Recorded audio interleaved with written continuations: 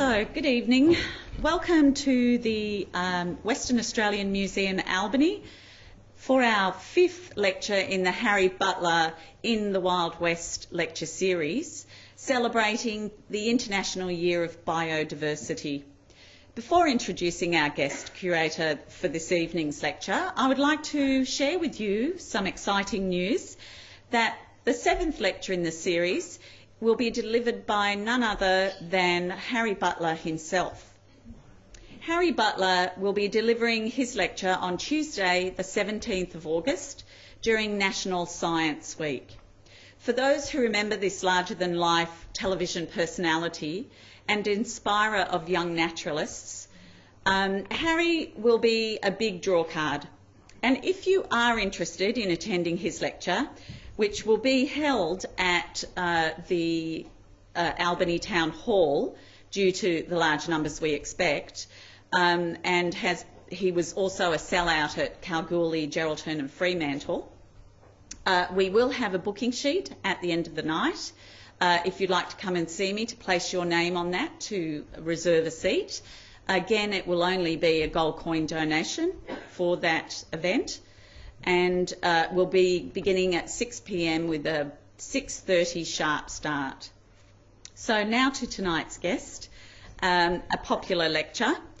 Baudin's Cockatoo, Carnaby Cockatoo and the Forest Red-tailed Black Cockatoo are large, iconic forest and woodland cockatoos, endemic to the southwest corner of Western Australia.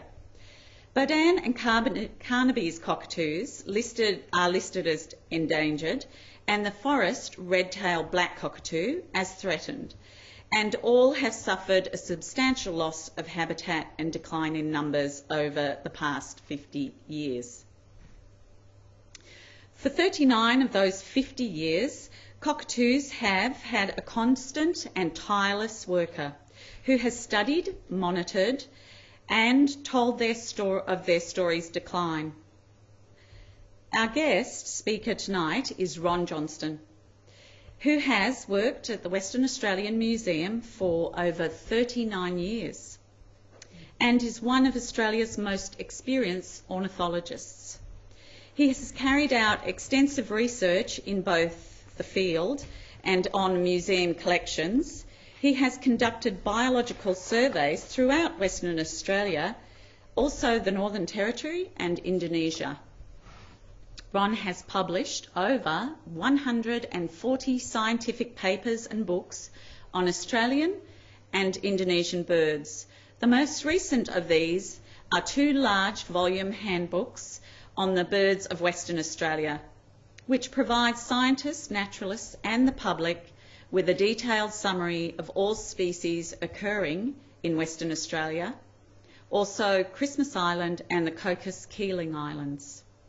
Not to be content with that output, Ron has also co-authored 5 handbooks on the reptiles and frogs of Western Australia. He provides expert advice and information on ornithology and to the general public, government departments, environmental consultants and other organisations. Ron is currently a member of 4 recovery teams dealing with endangered cockatoos in the southwest, and is a popular speaker at public forums and seminars. His research interests include studies on distribution, status, ecology and taxonomy of Australian and Wallaceian birds, mangroves and mangrove birds, seabirds of the Indian Ocean and birds of tropical northern Australia. Ron's current research projects include work on the field guide to the birds of Western Australia, the breeding biology of 4 endangered cockatoos of the southwest, avifauna of the Pilbara region, a collaborative project with colleagues from CALM, birds of the Ord River Basin, avifauna of the Wollongong catchment, and a history of ornithology at the Western Australian Museum. An impressive resume. Overall, his research, prolific high-quality publications and educational programs provide a vital state, national and international recourse to hundreds of scientists, naturalists and general public annually. It is my great pleasure to introduce Mr. Ron Johnstone.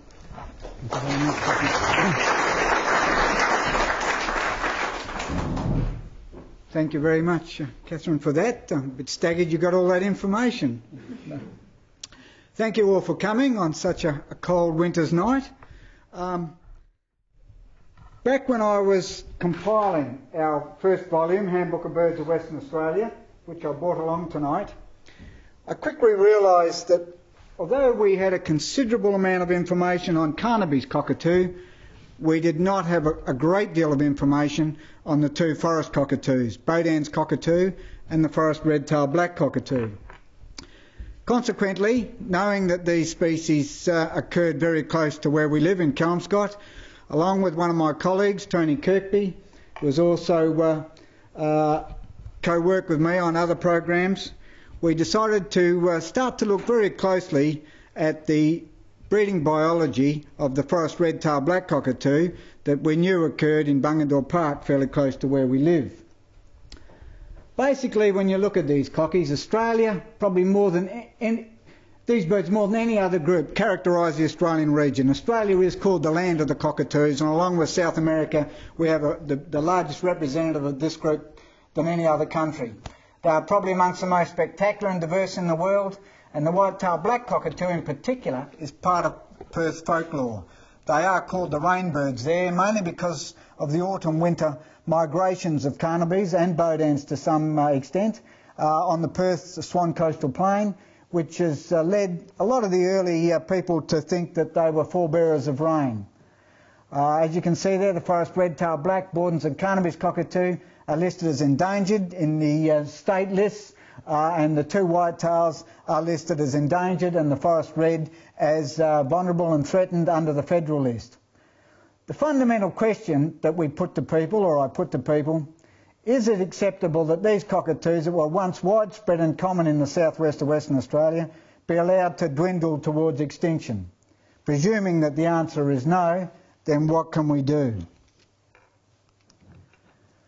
Let's just look at the southwest of Western Australia, and you guys are indeed fortunate in living down in this deep southwest corner. In 2000, in the prestigious journal Nature, the southwest corner of Western Australia, virtually this line down in here, was named as a world biodiversity hotspot, one of about 30 in the world, and it was called a biodiversity hotspot because of the exceptional number of endemic species that had undergone exceptional loss of habitat. So we're dealing with one of the most important areas on the planet. I thought the first thing we should start to do is look at some of the habitats that these cockatoos occur in, and all of the major habitats that these birds occur in are endemic also to the southwest of this state. The salmon gum woodlands are home to most of our breeding cockatoos, particularly Carnaby's cockatoo. The Wandoo woodlands, which actually made up probably the largest percentage of our woodlands on the eastern side of the Darling Scarp, were Wandoo woodlands, and this is habitat for the red-tailed black cockatoo, Baudin's and Carnaby's cockatoo. The red-tail and Baudin's only really hit, as you will see, part of the edge of that. The Jarramari forest, which occurs right along the Darling Escarpment and down into the deep southwest, is home for the red-tailed black, Baudin's and Carnaby's cockatoo.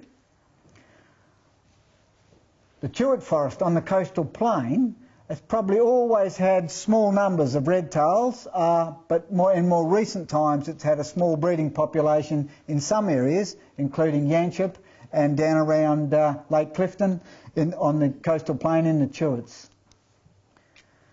The Karri forest, the deep southwest, this is our tallest hardwood, and the Karri forest is home to red-tails and Baudin's cockatoo, although we do have some Carnaby's cockatoos occurring in the Karri. Right here, let's just look at this southwestern corner. This is an interesting photograph. It's a satellite image of this world biodiversity hotspot, and it shows a few things. The red indicates the areas that have been cleared, and this was done You've got to remember this is the wheat belt here, and in fact I showed this to one of my Chinese colleagues in the Water Corp a year or so ago. This actually features one of the great monuments from Western Australia. This is a rabbit-proof fence running through here, separating virtually the wheat belt from the pastoral country, and you can see this rabbit-proof fence that virtually runs the whole length of Western Australia. And I pointed out to this Chinese mate that this was actually held in great esteem by some Australians because this was actually built a lot quicker. It's a lot longer than the Great Wall of China. It was built a lot quicker, a lot cheaper than the Great Wall of China, and it kept out more rabbits than Mongols. So I think we should all be proud of that line, and you can see it down in here. But the other thing that's quite impressive is what's left of our southwestern forests. Indeed, this is the Jarramurri forest in here. This is the Stirling Range National Park, for example. There's the Fitzgerald National Park over in here. So you can see a lot of this area, particularly the Swan Coastal Plain running up through here, that has been devastated since historical times, with over 90% of the vegetation removed. Let's just start now to have a little bit of a look at these cockies. Now, all of these black cockatoos have a lot of similarities. In fact, Carnabys and Baudins weren't separated out as full species until 1979, mainly because of the fairly small differences between them.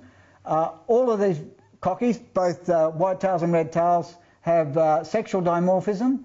The females all have pale bills. That's a female Carnaby's cockatoo there. This is a male Baudin's cockatoo here.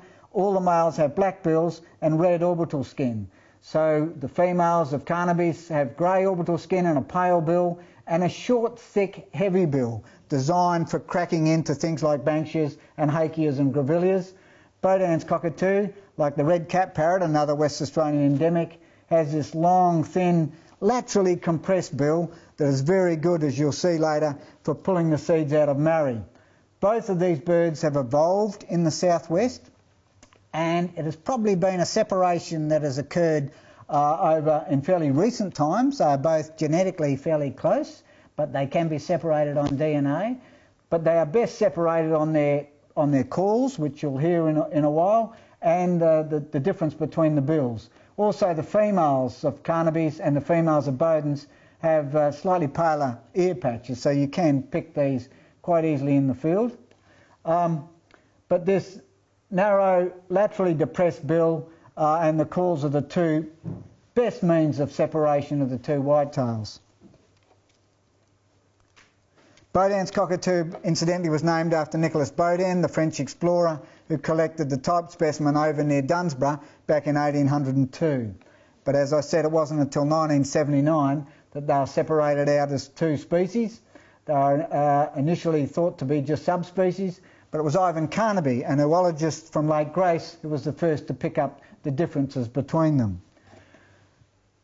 We'll just have a little bit of a look at Carnaby's cockatoo, and I will just try and manoeuvre the... Oh, if I can, whoops, I'll just have to go back on that one. I'll just try and get that flock call up to you using the mouse here somehow or other. Oh, it's gone back again, sorry about that. Bit of new technology here. It's just a bit hard to see that.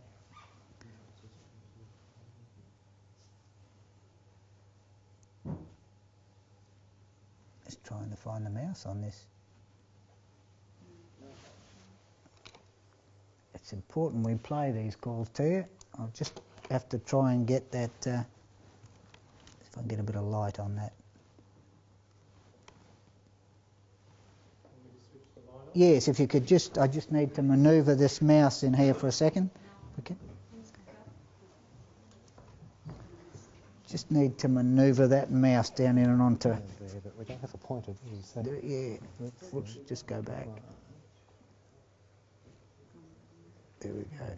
It's hard to see that. Yeah, but see, no, but don't actually have a pointer, do we? Yeah, no, she just manoeuvred the mouse to bring that down a bit. Whoops. Thanks. Because we don't actually. Where's the pointer? She had a... No, there's no It was pointer. working because she tried it, yeah. Right. So I wonder if we... right, check this. There we go. You got it down onto there. There's your pointer. Yep, there we go. Right. That's it. We've got it on there. Now all I do is hit that. There we go. Excellent. That's the wheeloo call of Carnaby's cockatoo, which you can hear is quite a drawn-out, long call.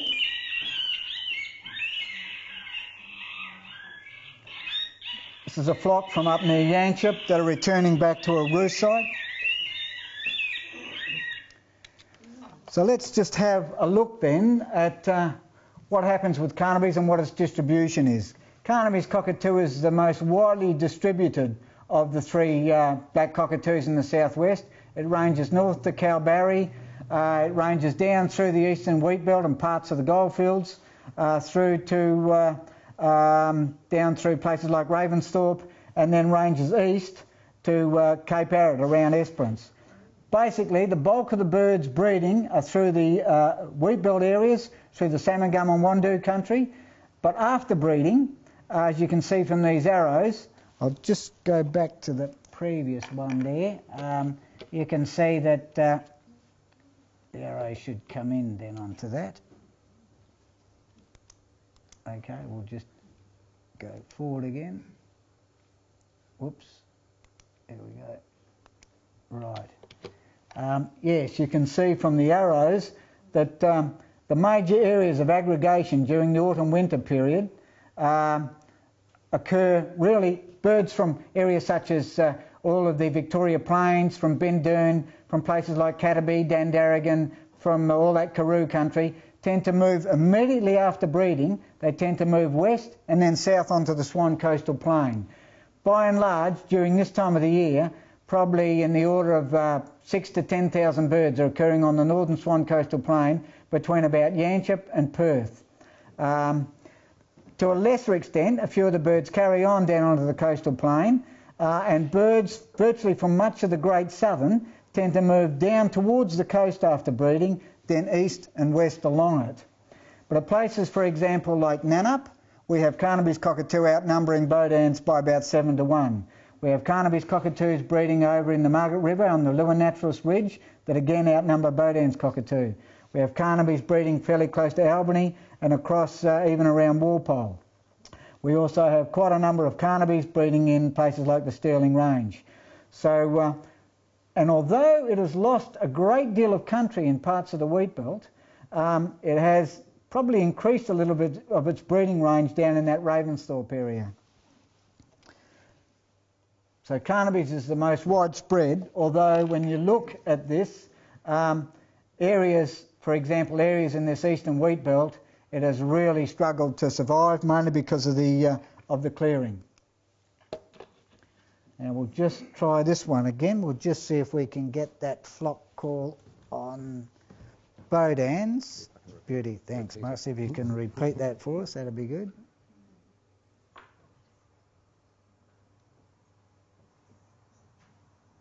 Bit of new technology here, which has had us a bit baffled.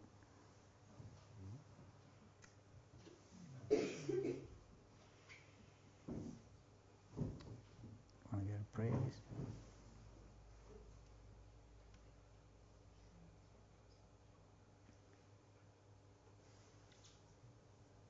If you want a mouse, I've got one there now. It might be easier to use a mouse, I think.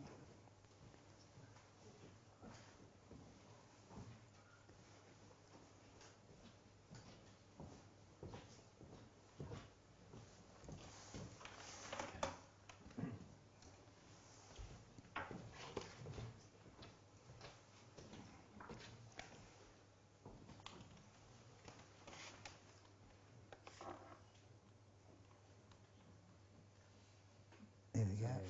Yep. I've got a couple more with red-tails. Okay, thanks. Sorry about that. That's the typical call, the witcher witcher, or which you can hear is a much shorter, sharper call of Baudin's cockatoo. And that's the migration call of Baudin's. And this is a map showing the distribution of Baudin's. As you can see, this has a much smaller distribution, again in the southwestern corner, but it ranges north to about Brigadoon, a bit north of Mundaring in the north. It doesn't really occur much on the northern Swan coastal plain at all, but after breeding it does drop down onto parts of the southern coastal plain as it moves back south to breed. So what happens with Baudin's cockatoo is it essentially breeds in the deep southwest of the state, although we do have some breeding as far north as the Wollongong Gorge and Serpentine. But basically the bulk of the birds are breeding in this Lewin Naturalist Ridge and in the deep southwest corner down in here. And then after breeding, which is quite the reverse to what Carnaby's cockatoo is, Baudin's cockatoo heads north. So while Carnaby's is coming south, Baudin's cockatoo is going north at the same time of the year. And basically the major wintering range, and the work we've done shows that about 90% of our birds during the autumn-winter period around now occur between Collie and about Mundaring at these traditional roost sites in the Darling Escarpment.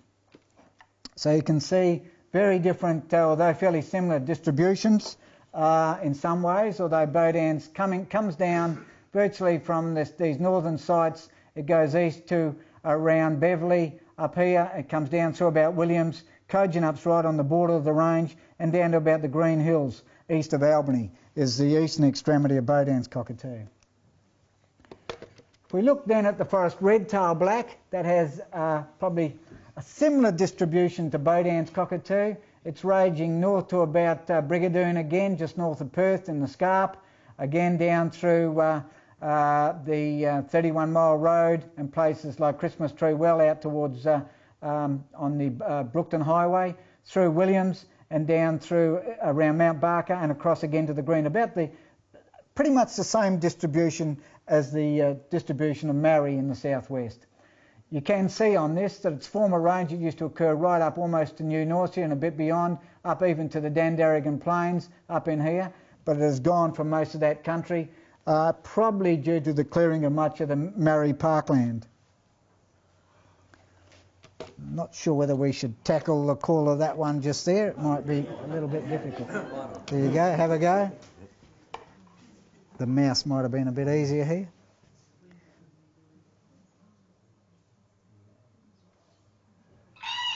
There you go, thanks.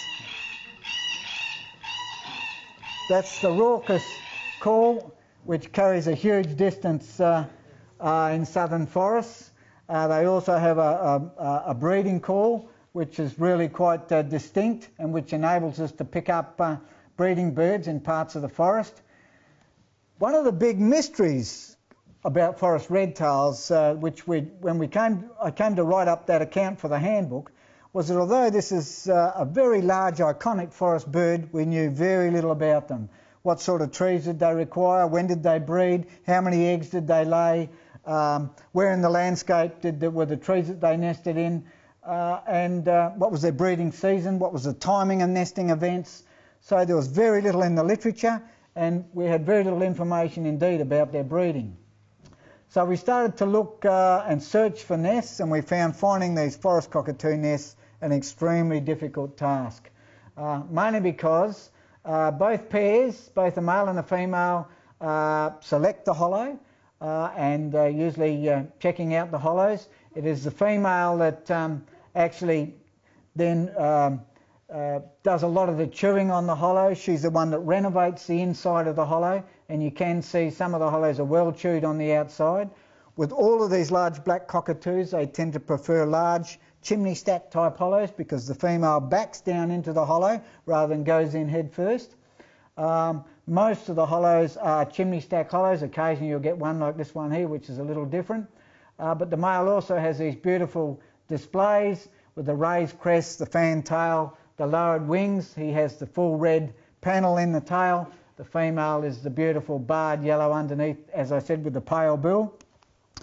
So it was a matter then of us starting to look for some of the hollows that these birds required, and we quickly realised that Marri was the most important tree for breeding forest red-tails. Marri make up we have about 110 nests of forest red-tails, and Marri make up well over 90 of those. The trees are incredibly difficult to, and the hollow is difficult to not only climb, but the hollow is difficult often to find. This is a tree which is 102 feet. Our cave ladders we're using are a foot between the rungs. They're American ladders. This hollow you couldn't see from the ground. This is one at Serpentine. This is another very large marrie in the upper Wollongong. You can see there we're at a nest of Forest Red-tails there. We use both cave ladders and Julimar ascenders to climb the trees. Basically, we find the trees by following the males from the roost site. The male, when they're breeding, calls in late evening, sometimes even into the dark. He calls the female off the nest, sometimes 100 metres, sometimes as much as 200 or 300 metres from the nest, sometimes as much as a kilometre. He regurgitates food with pump action regurgitation to the female. Then the female returns back to incubate the egg or brood the chick, and the male returns back to the roost site. So our technique was to follow the males from the roost, keep following until we found where he fed the female, and then track the female by marking trees each night until we were able to locate the nest site, then fire our lines up over the nests, and then for nests that we were able to work and weigh and measure and pull chicks, fire our lines up and then climb them on a fairly regular basis. When you start to look at some of these marrie trees you can see there we're sending, you start to get a sort of an idea of what sort of trees these birds were using. These are all incredibly large, very old trees, and when you look at the landscape behind them, and indeed often even drive through the forest around them, we found that there are very few other trees like this in the landscape. We had a whole lot of foresters with us a year or so ago that we did, who were redoing the forestry manifest to look at how many of these sorts of trees were in the landscape, and often we found that you had to drive many kilometres to find trees like these. Indeed, the trees that all of our cockies, both Baudins, Carnabys and Forest Red-tails are breeding in, have been aged at over 230 years old. So every one of these veteran and stag trees that it contains a nest was growing well before Captain Stirling sailed up the Swan River. So they're all very ancient trees. And often why they're left is a little bit strange. I guess it's because most of them are crappy old marrie trees that have been looked upon as not really good timber and have been left in the landscape. Carnaby's cockatoos, on the other hand, quite easy to find. Their nests are quite easy in the wheat belt, mainly because these remnant patches of woodland have been left and are fairly easy to work. This is a nest, in fact, that's got two Carnaby's cockatoos nest in it, and last year this nest here actually reared twins. This one here reared a single chick. So that's a wandoo in the wheat belt, much lower trees that contained two hollows. This is a female Carnaby's cockatoo at a hollow. One drifting through there. We'll just have a look at the breeding biology of forest reds, and it'll give you a little bit of an idea of what happens with them. Once the female starts to renovate the hollow, she chews the walls of the hollow out and creates these little cigar-shaped chips at the bottom of the hollow in which they lay an egg. So far, all of the red-tail nests we've found of this forest red-tail have only laid a single egg, and it's been laid on wood chips at the bottom of the hollow. And you can see how clean and tidy the hollow is kept. Our hollows range from most of them average about 1 metre deep. We have one that's just over 5 metres deep, and we have a couple that are around ½ metre. So the depth of the hollow is really quite interesting, and the fact that these are top entry hollows you'd think would get quite wet, but often even when the chick hatches there's always a sort of a dry point inside the hollow. They have a long incubation period and a very long nestling period, up to 75 days in the nest. And it's interesting that the female incubates alone and relies heavily on that male to feed her all through that incubation period. And once the chick hatches for the next week, she broods that chick, but following that she leaves it. And all day, virtually, she's out then foraging with the male. So that opens a really good window of opportunity for us to weigh and measure the chicks without the adults being near the nest and knowing that we've been there. So the hatchlings come out covered in pale yellow down. You can see here a bird that we've pulled, and we usually pull these chicks using a long pole with a noose on it. I had a colleague working in South America on macaws asked how we got chicks out of hollows. And I said we use a noose, put it round their neck and just pull them up. And he said, oh, is that as effective? I said, well, I've only pulled the heads off 2 this week. And there was a silence on the phone. I said, no, they're very large, strong neck things, and we put them in a bag and then lower them. There's not a problem, and he's found that quite successful with his macaws. When you look at this, gee, it looks like one of my mates, Nicholas. Only a mother could love that. You can see we had to devise special bands for these chicks because of the power in the bills and because they alloprene one another when they get older. These are special stainless steel circular section rings, bands that we put on them. Recently we had a bird picked up that was banded in Bungendore Park, and it was 18 kilometres from where we banded the bird. As you can see, there's a nestling there at 24 days. There's a nestling at 55 days. You can see they're still in the hollow. Red-tails are actually quite good to pull and band. They tend to just rock from side to side in the hollow and tend to be quite good when you're handling them. There's a nestling at 65 days just before it, and you can see, you can pick up immatures and fledglings, much darker red on the tail with very distinct black lines across it, but really quite intense red. This is that same chick. After it had fledged, you can just see that chick there has a band on it, the yellow band. And here's a male feeding that chick using what we call pump regurgitation. They usually perch just a little bit higher. When the male's feeding the female, he does a similar thing. He pumps food virtually from the crop and down into the bill of the juvenile or the female. So that's a fledgling. Forest red-tails only breed, and so do Baudins, on a 2 to 3 year cycle, laying a single egg. And a couple of years ago in the 2007-2008 breeding season, out of over 100 nests we had of red-tails, only 1 pair raised a chick successfully. So that raised a great deal of concern for us for the future conservation of forest red-tailed black cockies.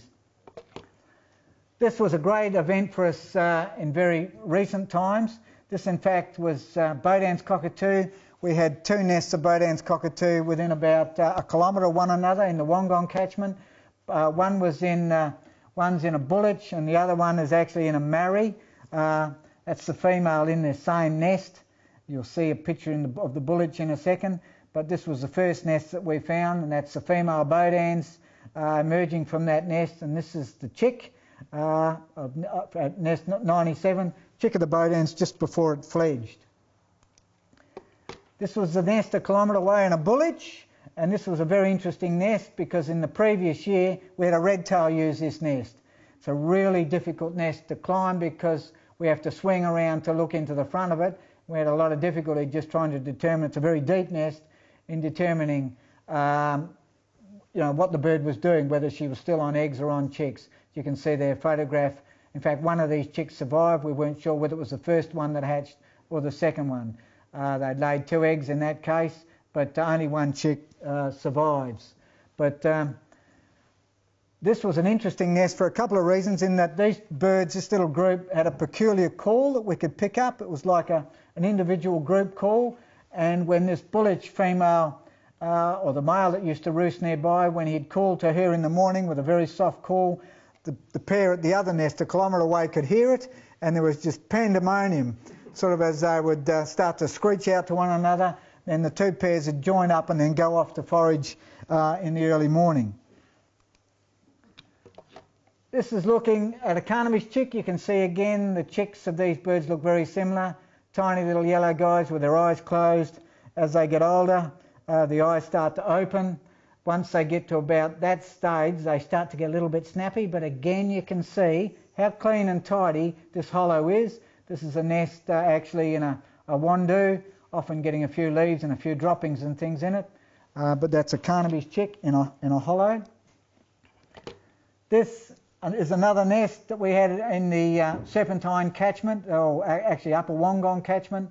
I was pulling, this was a nest that was used in 3 successive breeding seasons, a couple of years apart, by Forest Red-tailed Black Cockatoos, and then was taken over by Carnaby's cockatoo in thick Jarramari forest. Now this was interesting to us because we've had a number of our red-tailed black cockatoo nests taken over by Carnabys, and it's an area that we'd surveyed extremely well, and we knew that this was a new phenomena. With Carnabys, its whole central gravity of Carnaby's cockatoos distribution in the past 20 years has moved southwards and westwards. So it's either due to climate change or due to the further clearing in the wheat belt, due to the loss of food in some of the breeding sites. But we do know that these were areas that Carnaby's cockatoo did not previously nest in, and they're building in numbers in these areas. We've had now quite a number of nests taken over in our forest block where we know Carnabys weren't breeding in the previous 10 years. In fact, that's the chick that we pulled and banded from that particular nest there. Other nests we can reach using conventional ladder systems, and what we do is we pull and weigh the chicks and get an idea of, measure them. We take wing measurements, tail measurements, weight measurements, bill measurements and so on that go into our database. We also take some feather tract specimen that goes into alcohol for DNA analysis. We also take a lot of dimensions of all of our trees. So we note what sort of a tree is it? Is it a jarrah? Is it a marri? Is it a karri? Where in the landscape it is. We take the circumference of breast height of the tree. We take the height to the hollow. We take the depth of the hollow, the floor space of the hollow, and we've entered that into a database so that we can work with forestry people to get a bit of a model on just what are the requirements, the tree requirements for a lot of these birds. And it's certainly thrown up some very interesting data. We're also looking intensely at the food of these birds, not only during their breeding cycle, but also during their migration patterns. Forest Red-tailed Black Cockatoos take a huge amount of marri. You can see there's a female feeding on marri. They also take quite a bit of jarrah, splitting the jarrah in half. And you can see there showing all the debris at the base of the trees, often are really good indicators of what birds are feeding on. We're able to build up a really good reference library of foods of these birds, and we can walk into a forest block now. Tony Kirkby and myself have got techniques now where we can look at the marri nuts or look at the banksia nuts, determine which species has been feeding on them, and because marri lasts for about 4 years on the ground, we can determine the history, whether it's been a fairly frequent evidence, whether it's been recent evidence of feeding or old evidence of feeding, and looking at the colour of the nuts, which go from green to brown to very grey to very old grey. We can tell you within the past 4 years of what species and sort of what numbers have been feeding in certain areas. They also leave very distinctive chew marks on the nuts, which we'll be putting up eventually onto our website.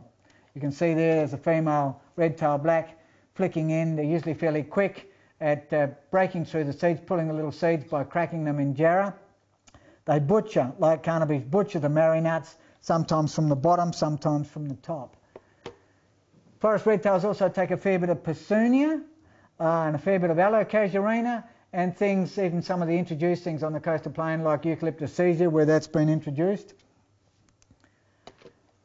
And one of the most interesting things was 12 years ago we noticed one pair of Carnaby's cockatoos feeding on Cape Lilac at Rolleystone. While I was up there with my wife looking at an area near Rolleystone. And from then on that caught on until that flock were all feeding on Cape Lilac, and then that spread from Rolleystone to Wollongong down to Byford and further down to Serpentine and then all the way down to Waroona. We had birds feeding on at the edge of the escarpment on Cape Lilac or white cedar, as some people call it. Now we have birds leaving the Jarrah marri forest and foraging right through to the coast. Tony Kirkby's followed birds that have been feeding in places like Victoria Dam near Gosnells all the way out to Como, and indeed we've got records now right through to Fremantle of birds feeding on Cape Lilac. This was quite interesting because prior to that our banded birds had only really moved about 1 kilometre in home range. So there was very little movement. These birds were locally confined to their region of origin, breeding and living, and knew that home range really well and the food that was in it. So either food was becoming less in the Jarrah marri forest but birds were certainly foraging a greater distance, and because this is a poisonous plant too, we weren't sure of what impact this was going to have on their feeding ecology and breeding ecology. And certainly juveniles that had just fledged birds found it difficult to get back often to their roosting sites back in the range, and Tony's got a video footage and recordings of them actually gasping for air, and the adults would often have to stop and rest before they got back to their roosting sites. They are now starting to use a few satellite roosts at the foot of the escarpment, but it is an interesting fact, and we've been able to monitor this and actually document it, and it's certainly been quite an interesting phenomenon for the coastal plain. And that has been really one of the great inputs that the general public have had to our Cockatoo Care program, being able to put us on and log a lot of these birds within their areas. Carnaby's cockatoo takes a huge amount of food. The Forest Red-tailed Black Cockatoo, by the way, only feeds up in the canopy and down into things like Persunia. This forest subspecies doesn't feed on the ground like the other subspecies that occurs up in the wheat belt that feeds on things like double Gs. A smaller bird called Samueli. The forest red only feeds in the upper canopy. Carnaby's cockatoos feed virtually in all levels of the forest, from the canopy right through to the ground, and they take a wide range of native foods, including all of the banksias, and within the banksias they not only take the seeds from the banksias, but they take the flowering cones of the banksias for nectar and for insects. They also chew in at the flowering base of the flowers. They take grubs from the cones as well, and they take cones both on the tree and on the ground. They take a huge numbers of hakeas, grevilleas, and quite a number of flowers from other flowering plants as well, including things like dryandras. They are expert grubbers, and so is Baudin's cockatoo, as you'll see, tearing into timber to pull out very large grubs. They take very tiny seeds from things like Dryandra sessilis, that's Dryandra praemorsa, and they also take things like, there's a number of Dryandras and banksias that they'll take not only the flower but the seeds from.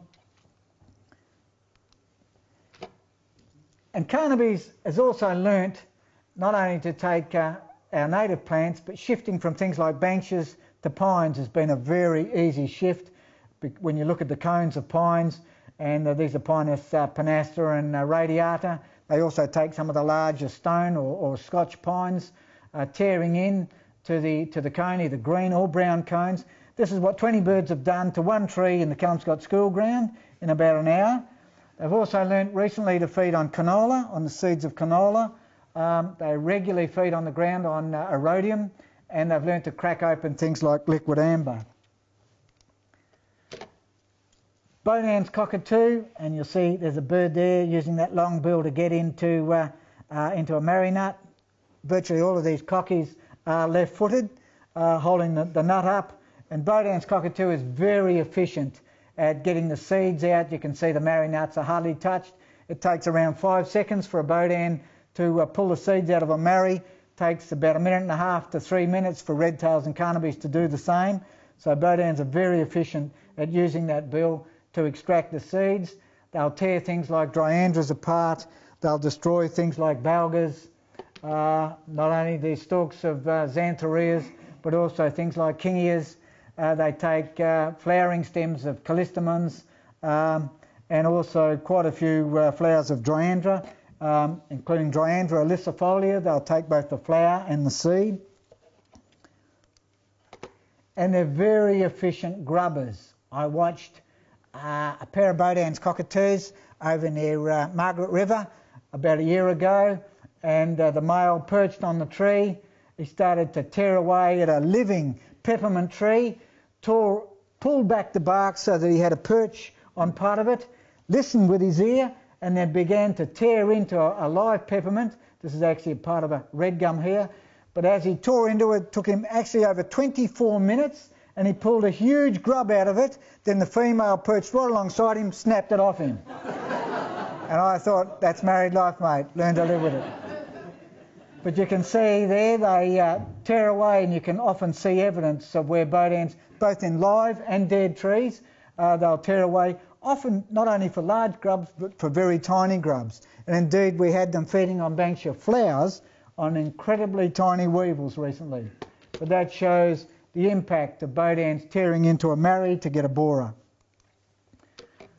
Baudins rarely feed on pines, but we do have one little group down near Denmark that we've recorded feeding on pines, very quick and efficient at getting into those, but by and large, right to the Jarramari forest, we've only got 1 or 2 records of them feeding on pines, whereas that's a major food for Carnaby's cockatoo. But they will. These are the birds that were put on the vermin list back in the 30s, 40s, 50s, 60s and into the 70s, and tens of thousands of these birds were shot. A royalty was paid on their heads, mainly because of the damage they did to apple orchards and pear orchards. But they turned something like a red delicious apple into a work of art, really. I rather like that. That's what they're doing there is compressing the flesh and taking the sugar out of it, and doing the same for a persimmon there. They will in fact pull into a Granny Smith and rip through it very quickly to get the seeds, dropping the rest of the apple on the ground. So you can see they are a major threat to orchards, and basically the only technique that keeps them at bay is netting.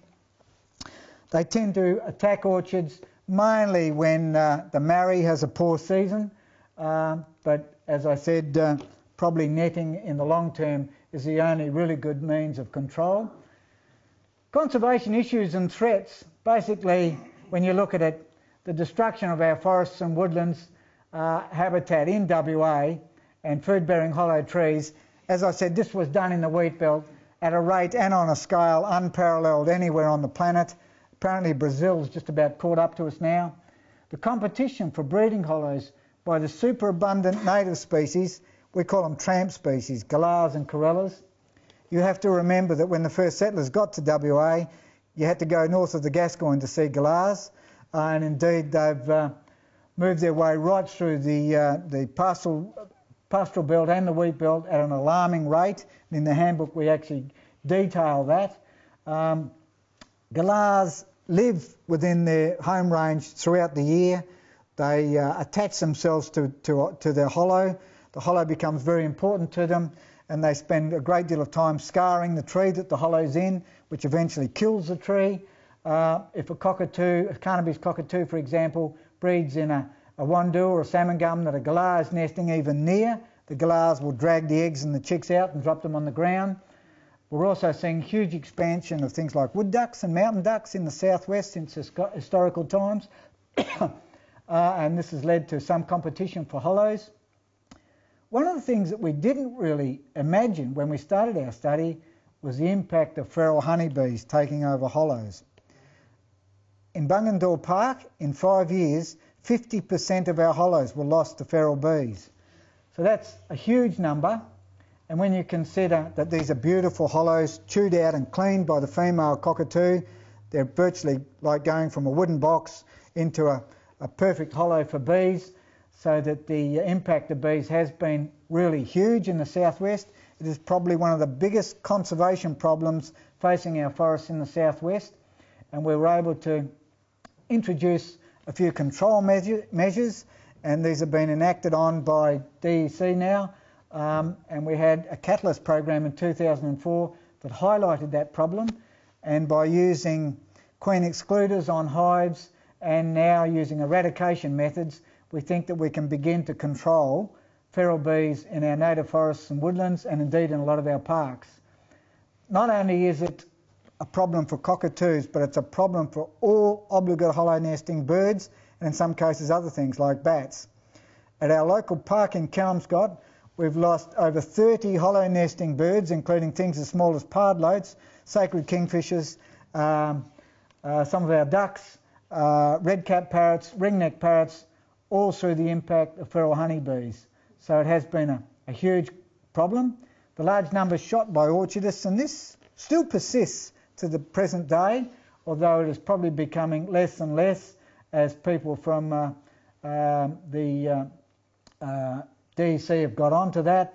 I think poaching of eggs now has probably become less and less, but there are still, when you consider Forest Red-tailed Black Cockatoos.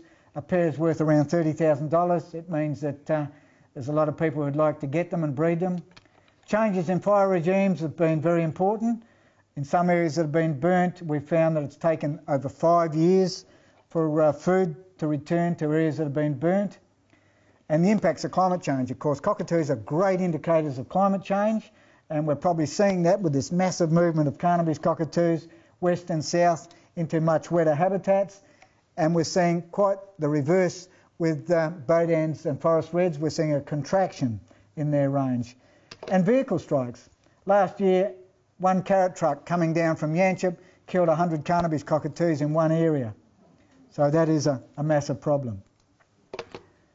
Invading superabundant tramp species, galahs in particular, and most of the birds you're seeing around Albany here, and most we're seeing around Perth, are not our endemic subspecies of galah. They're in fact a hodgepodge of eastern birds that have been brought over as cage birds and have interbred with our local birds. This eastern long-billed corella is going to be a major threat, not only to our native corellas, of which we have 2 in this state, but that is spreading south at an alarming rate. It's already down to Mandurah and could compete with Muir's corella around Lake Muir, but also would compete with our black cockies. This was a tree in one of our study sites up at Carnaby that had 2 cockatoo nests in it. Now it's got 6 feral beehives in one Wandoo stag. We had 280 feral beehives in 3 kilometres of creek line there. So that gives you an idea of the impact that these things are having. You can see feral bees actually taking over a hollow that was used there by sacred kingfishers. There's the impact of fire. That's a fire that was approaching the Wollongong. Picture of egg poaching and the techniques that poachers use. Impacts of salinity, which most of you would be familiar with, particularly people on the land here. Recently we did some work on the Swan Coastal Plain. Down there Serpentine, this was a 600-acre paddock of what was beautiful marri, and it had been destroyed completely by horses, and every marri in that 600 acres was dead. And these are the veteran and stag trees I was talking about. Our nest tree data, as you can see, we've had foresters look at this using the Whitford scale. Every one of our trees was over 230 years of age, so it's a matter of trying to encourage people that live on the land to preserve these veteran and stag trees. This was one of our nests that we had up on the Brookton Highway, nest number 50. During a wildfire, that was what was left of it in January 2005. We just managed to find the tag to that tree. We really have no control over wildfire, but the thing that interested us greatly about that nest was it didn't burn from the bottom up, as we suspected. We rake around the base of all of our trees to prevent fire from getting into them, but this actually burnt from the top down with embers falling down into the hollow and igniting the chips in the bottom. But strangely, we had a female red-tailed black cockatoo nesting just down right on the edge of the highway, and her tree was completely scorched, and in the flames and smoke she continued to visit that hollow with the male and feed the chick that was still in the hollow, and that was the one chick that survived out of all of those hollows back during that year. So that was quite remarkable too. When we began this project, we were a little bit worried about how we were going to get into really good areas that these cockatoos bred in, which relied, we needed to rely on catchment areas that still had pristine forest. We got onto the Water Corporation, and they thought this was such a great project that they sponsored us for a number of years, and a lot of their rangers also provided us with data and keys to a lot of the catchments. And we developed a thing called Cockatoo Care, which was a public program, of which you can see outside the museum here. We still have one of the banners up. We had those at all of the catchment areas, and we had observation forms, which there are a few here today, to enable people to log their observations to us. That database has been quite unique, and it's certainly been an enormous use, not only for us, but also for state and federal government agencies. But it enabled us to carry out research into the distribution, ecology and breeding biology of these species and to their threats. We also, through that program, were enabled to develop a few habitat enhancement things and encourage not only schools but people like main roads, the Water Corp themselves into habitat planting of food for cockatoos. And we did a lot of experimenting with artificial nest boxes, testing at first wooden ones of different sizes. Then Tony and I got into looking at PVC pipe tubes, which we found very successful. And we carried on with those to work out just which were the best techniques to incorporate those and to write protocols for their development and installation. And it gave us a chance to assess the impact of honeybees in the southwest and to try and develop with other government bodies control measures. And I think one of the great things too was this community involvement. I had never realised the impact of the web, and in 2007 we had 380,000 hits on our Cockatoo Care website. Our funding was pulled for that, but the museum, through a little bit of funding I've got recently, we've been able to upgrade that, and soon you'll see a really cutting-edge Cockatoo Care website. You can still get onto it, you can still download observation forms and information sheets, but it will soon be a really beautiful updated website that the museum is using. We also, as I said, started to experiment with these tubes, and we did tests on the temperatures inside the tubes out on concrete driveways to get an idea. At first we thought they were going to be too hot, but in fact they're cooler inside. They're about an inch thick. They're around 1 metre in length. We have these sacrificial posts and a ladder, a galvanised ladder on the inside for the female to chew on the post and to climb up and down. There's a male and female Carnabys. It's a nest that has been used. It was used a week after it was installed at one of our sites, although Tony Kirkby tells me he reckons if you put a bucket on the ground, corellas would nest in it at that site. But this tube has been used successfully every year since it was installed. The program was quite unique and very, very successful, particularly at encouraging public awareness of the plight of these birds in the southwest. And it also enabled people to visit the website, fill in, and we're linked in with the Bibbulmun Track Foundation, and 36,000 people walk that track every year, including a lot of Japanese, and we had a lot of the forms sent in Japanese to us. So in fact, our new Cockatoo Care website will be in a couple of languages for the downloads. I think some of the things that people can do is certainly to help us with observations. They make a difference, and although it may be boring at times for you, even observations of migration and movements, often having big numbers of birds in certain areas and seeing a drop-off gives us an idea of where birds are at different times, but also often having pairs of birds during the breeding season and single birds was a great indicator of breeding, and I'm often able to send Tony Kirkby back to those sites, who's our research associate, to search for breeding sites in certain areas, and we've been able to locate a huge number of breeding sites, particularly on the Swan Coastal Plain, but also in the range. Encourage people to live on the land to develop cockatoo-friendly farms and preserve the sorts of trees that are needed, and in some cases we've been able to even raise a bit of money to carry on our research. I think the key points in raising public, or key to protecting our remaining forests and woodlands, is certainly fostering goodwill, enthusiasm and change in local communities and local government. We've just recently been looking at blocks up in the Nangara pine plantation area where they're going to be clearing all the pines. It's going to have a huge impact on Carnabys because, as I said, probably one of the largest populations of around 5,000 to 6,000 winter in that area. But the impact and the loss of Banksia woodland in that area is going to be enormous too once the pines go, because the urban sprawl and rural sprawl with mucket guns and so on is still taking out Banksia woodland from that area. And also the impact of the cockatoos on some of these areas, which people haven't really considered. Because if you get 4,000 cockatoos, for example, feeding on 8,000 hectares, and you remove 4,000 hectares, 4,000 birds feeding on 4,000 hectares is going to have quite a catastrophic impact on that, particularly when they're taking out so much flower. The following year the trees won't be producing as many seeds, for example. Certainly the legislative changes have been very important. The state and particularly federal government with the new Federal Act, EPBC Act, has had a major impact in preserving these birds and preserving critical habitat. And I think, really, to ponder on, will our forests and woodlands be a haven for birds of places of extinction? I've really got quite a bit of optimism for the future. I think you'll see probably more than one Carnaby's cockatoo in years to come. But in some ways, it may be the only cockatoo that survives. This is the arid country species.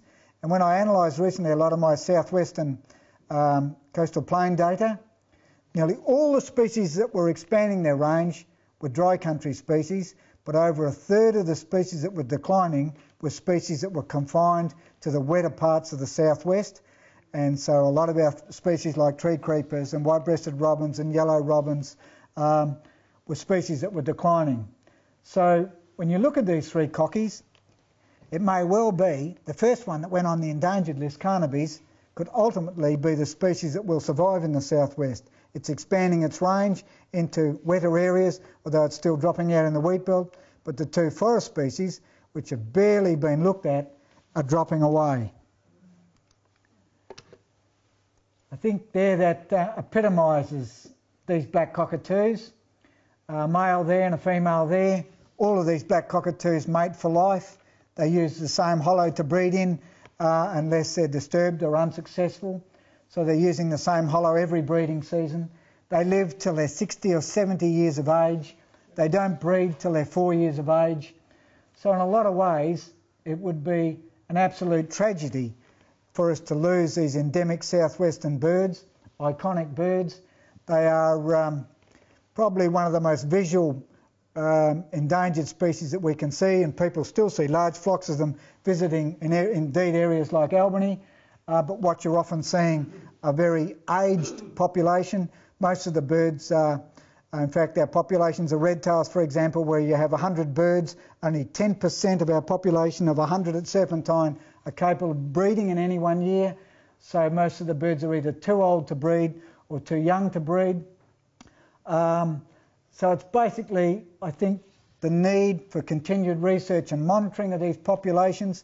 We're looking at a very dynamic situation with things like climate change, and I think in order to preserve them, we must go all out to preserve forests and woodlands for the future.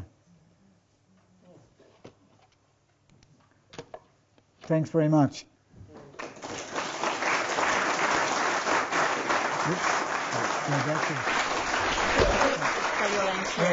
Yes, that's fine. So, I'd just like you to thank Ron Johnstone again. We'll end the filming and then turn the lights on so he can see you and answer your questions. So please thank Ron Johnstone.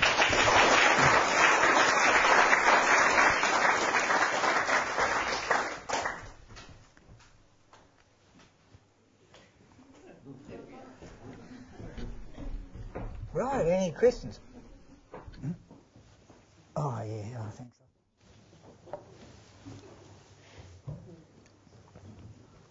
Anyone have any questions? There you go. Yeah, my partner and I have 1,000 acres of uncleared land just to the west of here in Denmark. Red gum jarrah country, flats. And we see quite a lot of the red-tailed and the white-tailed cockatoo. We don't burn our bush. It's 30 years without a fire. And I know that you talked about the Water Authority as one of your places that you've been monitoring them. And my understanding is that they don't have a prescribed burn policy either. I wonder whether, I'm interested as to what you think DEC's prescribed burn policy impact has on the life of these things. Well, we've actually got a number of study sites that have been impacted by fire. We're starting to show some very interesting data with our fire sites. We have one particular site, for example, that site at Bungendore Park, where we've done a lot of our work, had a patch of Wandoo woodland in it that was estimated to be 300 years old, Cooleybera Spring. Now, in the 1994 wildfire that swept through that park, all of those wandoos were impacted, and it looked like a beech forest with snow on the ground. Every tree, everything was lost. It was just a catastrophic fire, and a lot of those wandoos began to show, some epicormic growth from the base, and we thought they were going to survive, and they did for about 6 months, and then all of our wandoo block died in that particular patch. Now that showed us that that patch of forest hadn't had a fire like that for 300 years, obviously, because that was the age that Kim Whitford had dated those trees. We also have another patch that we're monitoring, which has been actually, whether through good planning or just good luck, has been managed incredibly effectively. And that's the Bindoon artillery base at Bindoon, which is a park or an area reserve where SAS do all their training and so on, about 3 or 4 times the size of Kings Park, and we've been monitoring that for about 6 years. Now that is probably some of the most pristine wandoo woodland you're going to see. It's never been logged, it's fenced, there are no bees in there are no galahs in there, no corellas in there, so there are no competitors, and we have over 100 nests of Carnaby's cockatoos at that particular site, and the hollows are absolutely impressive. Some of them are so big I could live in them. They're beautiful trees. It's pristine wandoo woodland. Now, we've been raking around the base of each of those trees when we're finding these nesting hollows, and they have a prescribed burning policy of burning small bins each year, or each autumn winter. So during the autumn they're burning, and it's little bit burns, and it's proved to be, in the 6 years we've been monitoring that there, we haven't lost a single cockatoo nest. Right opposite that is the Julimar State Forest that 18 months ago had a devastating wildfire go through there, and we lost a number of our Carnaby's cockatoo nests there. So it's really, in some cases with these wildfires, there's obviously not going to be any control at all with saving a lot of these trees, but you do need fire to create these hollows. To create a hollow for cockatoos is an excruciatingly slow process. You need not only fire, but you need insect infestation, you need things like termites, borers, and to create a hollow in a hardwood, and these are some of the hardest timbers in the world, to get a hollow that's going to be over 1 metre deep, and some of them up to 5 metres deep, as I said, is going to take over 100 years. In fact, we've been shown Carry Forest, for example, it's 150 years old, and there's not a hollow big enough for a pard load. So you're going to need very ancient trees to create these hollows. But I think you do need fire too to create not only some of the hollows, but some of the food regeneration. At Mount Cook, that had a bad fire, we've got this documented, about a bit over 5 years ago. There's still no food back for our red-tailed blacks or Baudins that feed in that area or nest in that area 5 years on. And it often takes Banksia quite a bit of time to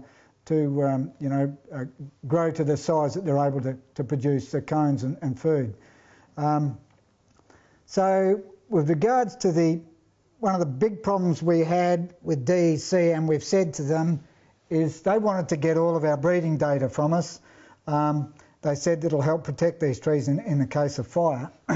We've said, no, we don't want to give you that data, it's too crucial for us. What you should be doing is protecting all of these veteran and stag trees. They've got models of a lot of their forest, and they know how many trees they've got like that within some of their coops. If they are to protect all of those ancient, veteran and stag marries, and in some cases bullich and jarrah, they'd be preserving most of the breeding sites for these birds.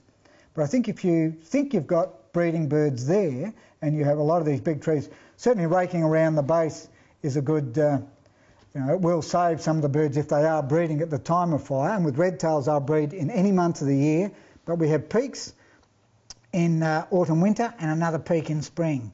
Initially, we found most of the breeding in spring, but then during that big drought of 06, 07, a lot of the birds in one of our study sites switched to autumn, winter, and in the middle of winter, in July, August, these birds cranked up in July and were all laid in synchrony. We had about 12 pairs laying eggs at around the same, virtually on the same week, and we thought, gee, they're not going to be successful, but all of them were.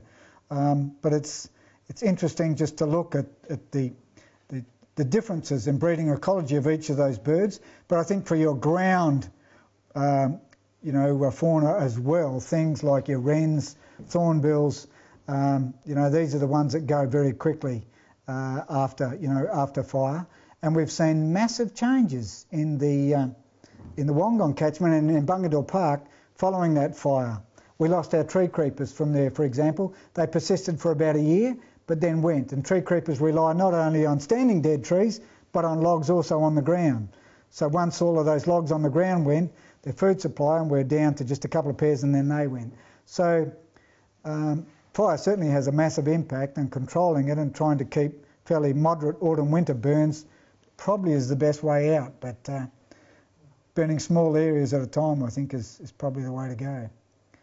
But burning these big areas in the spring, I'm not sure are going to be that successful from a cocky point of view. Thank you. Those 100-foot rope ladders, how do you fix them, and how hard are they to climb? Really awkward. We've tried the Jilmar ascenders that you go up a single rope, which get fairly hard on the legs if you've got to hang there and pull checks and do that sort of thing. We have a bungee and on a harness that you can see there. We fire our ladders up. We use a fishing line and a slingshot. We fire a small line over, then pull up a larger line, and with the rope ladders on it, and I have a rope running alongside it that has a crawler on it, so that if I fall off the ladder, because there's a lot of deaths off cave ladders in America, but if you come off, the bungee is activated and you only drop a couple of metres. I did have come out of a big carry a few years ago when the branch we'd fired on was above the hollow and it was just a twig, and the rope slipped for about a metre, and it's amazing how you just let go and hug the tree, give it a kiss, but you know, I was still attached to the ladder, so I knew I wasn't going anywhere, but it does pump the adrenaline for a bit. And one of the trees, in fact, that yellow banded red-tail that you saw was from a huge marry, and we followed that bird right through to fledging, and indeed it was one of the birds that we picked up at a later stage. That pair nested 2 years later in the same marry, and we'd been climbing it every fortnight, and while that bird was breeding, I was climbing it regularly, and just before the second chick that pair laid or was ready to fledge, I said to Tony Kirkby, I think I can hear termites in this tree. And he checked it, and we thought the tree was okay. He went up to check whether that chick had flown a week later, and the tree was on the ground. It had blown over in fairly still conditions. So now we're really careful, particularly with marry. We check our trees and we take photographs of every tree. So every 2 years all of our nests are photographed, and you can actually flick through and you can see the changing senescence of those trees over time, and you can just virtually watch the trees dying. And particularly with a lot of the Carnaby's nests, because galahs have such an impact in the wheat belt on killing trees. So we are losing our woodlands through all sorts of things. Anyhow, yes? Does dieback have an impact? It probably does. Our birds nest in both live and dead trees. Most of the trees are still alive, but towards the end of their life. And indeed, some of our trees are probably 400 or 500 years of age. But dieback probably does, it may be one of the things that will actually increase the amount of hollows in some parts of the forest, with, limbs coming off and then termites and things getting in and creating that hollow to begin with. Jeff? Those black cockatoo deaths last year down towards Esperance Way, was that purely just heat? It looks like the testing that has been done, they were incredible weather conditions for that time. I think apart from heat, it was probably just the lack of their watering points. There was an extremely strong wind blowing, and it looks as though that flock was unable to get back to their watering points to drink. There was quite a gale of very hot, dry wind. A lot of other birds did die in that area around the same time. But birds have a much higher body temperature than we do. They're working at about 42 degrees. And for large cockies like these, going from 42 to 47 is not a real big jump. But if you are, and nearly all of the birds, we finished up with all of those birds. I've got 150 maggot-infested birds from Munglan up in Hopetown, of which has taken... But from that death, that was quite unique for us, because we're able to get a huge amount of information from those. I was able to measure and weigh them all, check the stomach and crop contents of all of them, and all of those from Munglan up were actually feeding on canola. those from Hopetown were actually taking quite a few other seeds, but those that were feeding on the canola had quite a bit of oily mucus. Obviously drinking to get water when they're feeding on canola seems to be important, and canola is such a rich food too, and they don't need a lot of it to fill the crops. But it may have also had a bit of an impact on just virtually this dehydration impact. We've actually found a similar thing with pines. Some young birds in particular feeding on pines get choked by the resin in the pines, particularly when they're feeding on green cones. We've had quite a number of birds brought into us that have died, and when I've skinned them, you've got this strong whitish mucus and pine resin blocking the esophagus. We'll get a lot of information on crops, the sexual dimorphism, how many males, how many females, how many juveniles were in that flock, but unfortunately we weren't able to skin them like we've done with these birds in front of us here. And I have a number of specimens here that people are quite welcome to look at. Try not to handle too much, but there's a Baudins, a Carnabys and a pair of Forest Red-tails here. I think with heat, cockies are generally very bright animals, and it's quite strange that they're caught in the open like that rather than in the shade. The day that happened, Tony Kirkby and I were up at Watheroo. It was 47 degrees there, and we still had females feeding chicks during the day in our nest boxes. So we were a little bit puzzled by such high mortality in that Hopetown area, and we'd still like to look at it a bit more.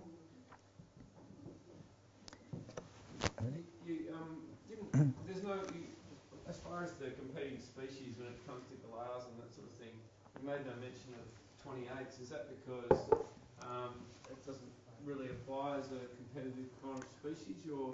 Yeah, no. 28s use a tiny hollow. They go in head first into the hollow, and things like rosellas are a bit the same. Rainbow lorikeets are enormously aggressive for their size. We've actually had rainbow lorikeets driving away Carnaby's cockatoos from sites in the Chewits up in that Wandoo area. So they're particularly aggressive, and although they may not nest in such big deep hollows, they certainly could be a competitor. But 28s certainly don't compete with cockies.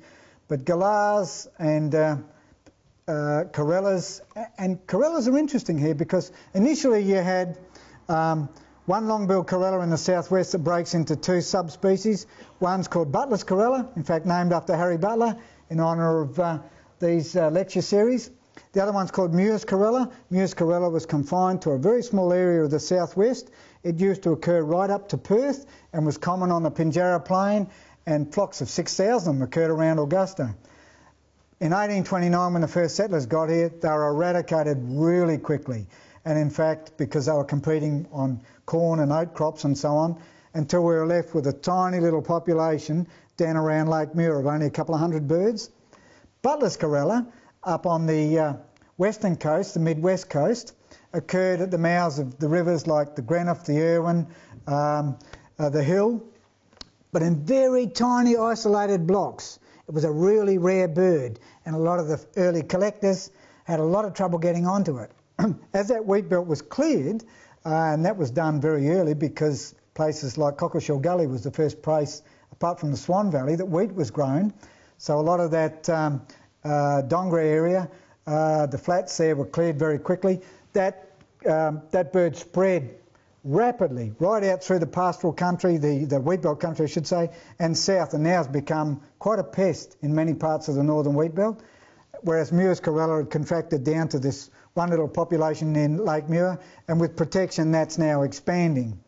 But because most people don't like corellas, it's been very hard to maintain that particular bird needs further protection, but because they lay such big clutches and able to expand pretty rapidly, they've been quite successful. Whereas these cockies, on the other hand, their range contraction continues. I mean, Carnaby's, when we're able to look at that in the wheat belt, it's gone from many of its wheat belt breeding sites. And once you lose that last pair that's in a particular wheat belt island, for example, and the distance that a male can carry food, we've worked out now, is about 12 kilometres. Once that distance becomes too great for the male to feed the female when she's incubating and brooding, the chicks won't survive. So you lose those populations, and again, once the history of breeding at that particular site is gone, then you won't get recolonisation because they return back to the region of origin. So it's imperative that we try and maintain breeding, feeding and roosting sites along these corridors. One of the things we have noticed at one of our sites at Eneabba is that we've got a little population there that doesn't migrate now. It moves into that area, and because the mining company there has been so successful with its revegetation and with the trees around the mine site, it's got watering points and roost sites. We've got a little flock of 300 birds we've been monitoring for a few years. Just get there and sit there, and they're feeding. In the 3 years or 4 years we've been looking at them, every year they've been feeding on slightly different stuff. The first year was primarily on pig melons that were being broken open by cattle. It was during a dry year there, but they roost in the river gums that were planted by the mine. Last year they were feeding mostly in the re-veg area, and again roosting and drinking back at the mine site. So we can even create habitat for these birds in the long haul. So I think it's a matter of us looking at all sorts of techniques to retain habitat is the big thing. I used to count red-tails, forest red-tails, and until I was very disheartened by Great Southern Blue Gum Plantation Company destroying really massive red gum trees in parkland cleared farms, and hundreds of acres of farming land going into trees. But they first of all decided that they would take down all of the old trees. I know they would have died anyway if they planted around them, but you know, absolutely, you know, you're going to all this trouble to put nesting boxes, artificial nesting boxes up, and these people are destroying hundreds at a time. Yes, that's right. Blue gums, monocultures really don't support. I mean, I think one of the things that we've been trying to get through to these people now is to where they are putting plantations in, and you have these parkland trees, trying to preserve those rather than taking them out of the landscape is going to be important. They would have to leave a massive amount of land around each of those big trees because the blue gums take so much water that the trees die and fall over anyway. Yes, that is the other. And of course this is one of the problems with pines on the Nangara Mound that they you know have to pull out. That is going to take out a huge feeding resource for Carnabys. But we also noticed that when you look at the pine plantations, it's the trees on the outer edge that are often the most productive. These are the ones that produce more cones because they're getting more sunlight. So often by just producing or having a row of trees, a narrow row of trees, will still provide a fairly major food supply. But yeah, the expansion of plantations in the southwest has been a problem. These particular trees were really massive compared with most of the ones in the southwest because they were on the west side of the Albany Highway, about opposite Kendenup, you know, sort of towards the Quantilup area from there, where the parkland trees are really huge. But certainly if you've been logging birds forest, as I said, your observations are important, and often it takes us a while to get back to you, but I have some hard-working volunteers that extract this data, and we're currently mapping a lot of that data and upgrading our website, and you know the information is certainly been crucial to us. I went to talk to my friend in Rivers and Waters about it, and she said that legally they're allowed to clear a certain amount of land of remnant vegetation to put their plantations in, and they add up single trees, parkland trees, in a pasture paddock, and assume 20 hectares or whatever it is matches that they're allowed to clear. They say that tree plus that one altogether would be about that many hectares, therefore we'll clear them. Clear them, yeah, I know. There's nothing they can do about it. That's right. The federal government is producing a policy statement on a lot of this, and looking, and already they've started to pull in some huge offset funds for things like the Fiona Stanley Hospital, for example, and looking at ways in which they can create further habitat for some of these cockies and ways that they can better use offsets. It's going to be very hard on the coastal plain to get sort of a 1-for-1 or a 6-for-1 of similar habitat, but they're looking at that in other areas of the southwest as well, and particularly looking at the expansion of Albany. I think certainly the guidelines are going to be important down here too. Can you tell us a little bit more detail about how you control feral bees? Well, one of the things, and we produced a catalyst program in 2004, which was the most called for article of that year, called The Birds versus the Bees.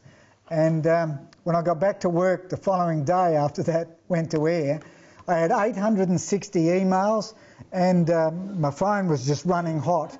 And out of all of those, there was only one person who thought that bees were a gift from God and we should be preserving them in the wild, because we weren't against apiarists and managed beehives, but we really wanted to wage war on these feral hives, because we could see not only what was happening in our forests, but in places like all of the limestone caves in the Jurien Bay system that I was very aware with, Cockleshell Gully Cave system, the coastal cliffs, places like Kings Park, Bold Park, Crake Park, all these major parks around Perth were just being infested with bees.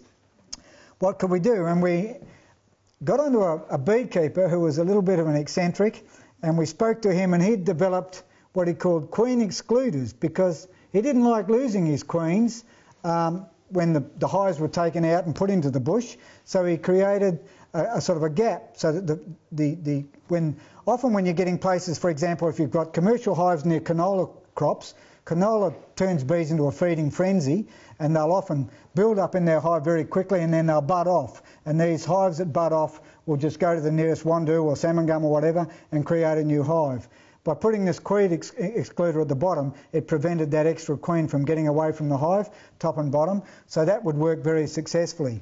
Then we started to look at ways that we could kill bees in places like Bungendore Park, and I spent a lot of time hanging from ropes with cans of water-based aerosol, pumping it in. And indeed, when we did the Catalyst program, one of the cameramen was put into hospital. Although he was all decked out in his gear, he wanted to get some feral bees virtually going mad, and we had a red-capped parrot nest that had a huge hive in it, that we had 2 ladders, and I climbed up my ladder, and he said, no, there's not enough of them, try and get more, and he had a full suit on, the camera going. So I stuck my tomahawk in and gave it a shove, and he was just engulfed with bees. He slid down his ladder and crazily took his helmet off and copped about 50 stings. I had about 100 stings, and I was spraying him with Aerogard to get rid of them. But we could quickly see that we needed better control methods. So we started to look at, we were covering the hollows with plugs at night when the bees were asleep, and then letting them die in the hollows and then returning. We did have, in some of the hives that we eradicated, within a year we had red tails back and using those hollows and taking all the honeycomb out. Wax moths and insects get in and start to exhume the rest of the honeycomb. But then we experimented and we got permission to use a thing called acephate, and we developed some trays of honey water that lures the bees in, putting a couple of drops of acephate on it. Then the bees would carry it back to the hive and it would kill the hive, but it's a horrible smelly poison. We could only use it within certain kilometres of managed hives. But then we noticed there was a thing called fipronil, which people were using to treat termites. You only need 1 part in 6 million. And the experimentation that they've done recently on Garden Island with fipronil was eradicated all the feral beehives on Garden Island. And they're now, through a bit of funding through DC and the Water Corp, we managed to get a bit of experimentation done with that. And it's proved to be very successful. It's a thing they're also using on Christmas Island for the crazy ants.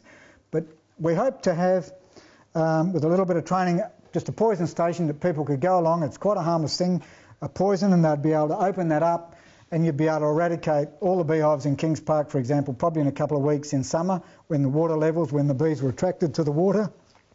So it could be a very useful tool to exterminate some of these feral hives. Yeah. Is this material specific to bees, or does it take out the entire insect population? No, generally once you put that feed tray there, you get so many feral bees on it that nothing else, as we tested with acephate, we didn't get a single native insect attracted to that.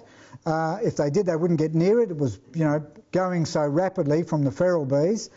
But the other thing we know is that when you look at the decline in things like a lot of our gill beetles, for example, we know there's probably been a decline in gill beetles also due to the impact of feral bees.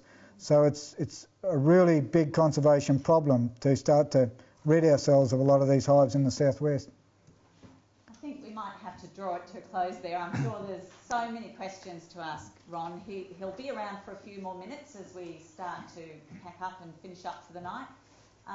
Ron is again speaking tomorrow on seabirds, That's right. at 2 p.m. here at the museum. So if you want to catch the next episode, please let us know and we'll put you down on our list.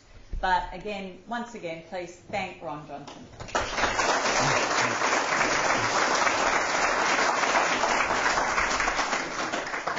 No worries, thanks a lot. So if you'd like a quick cuppa or a glass of wine.